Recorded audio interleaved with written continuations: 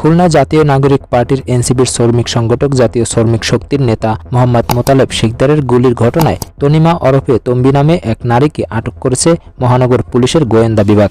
খুলনা মহানগর ডিবির ওসি তৈমুর হোসেন জানিয়েছেন, গতকাল 22 ডিসেম্বর রাতে তাকে আটক করা হয়। এ ঘটনায় মোতালেবের স্ত্রী রহিমা আক্তার ফাহিমা থানায় মামলা করেছেন।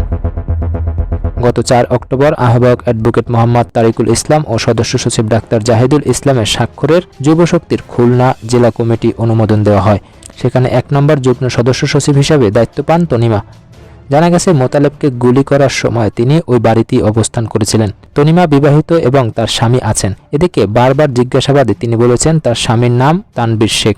ওসি তৈমুর হোসেন বলেন, তদন্তের স্বার্থে আপাতত বিস্তারিত বলা সম্ভব নয়। আটক নারীকে সিনিয়র অফিসাররা জিজ্ঞাসাবাদ করছেন।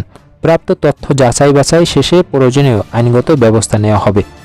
পুলিশ ও স্থানীয় সূত্র জানায়, মোতালেবকে যেখানে গুলি করা হয় সেখান থেকে মাদক ও এক নারীর ব্যবহৃত আলামত উদ্ধার করা হয়েছে। তনিমা ও অজ্ঞাত এক যুবক স্বামী স্ত্রী পরিচয়ে গত নভেম্বরে বাসাটি ভাড়া নেন। ওই বাসা নিয়মিত যাতায়াত করতে মোতালেব।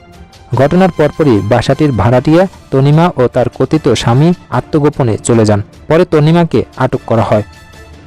গত 22 ডিসেম্বর দুপুর 12:15টার দিকে সোনাডাঙ্গার সবুজবাগ এলাকায় একটি বাসার ভিতরে এনসিপির শ্রমিক সংগঠনের কেন্দ্রীয় নেতা মোহাম্মদ মোতালেব শিকদারকে গুলির ঘটনা ঘটে। আহত অবস্থায় প্রথমে তাকে খুলনা মেডিকেল কলেজ হাসপাতালে নেওয়া হয়। পরবর্তীতে মাথার সিটি স্ক্যানের জন্য তাকে একটি বেসরকারি ডায়াগনস্টিক সেন্টারে স্থানান্তর করা হয়েছে।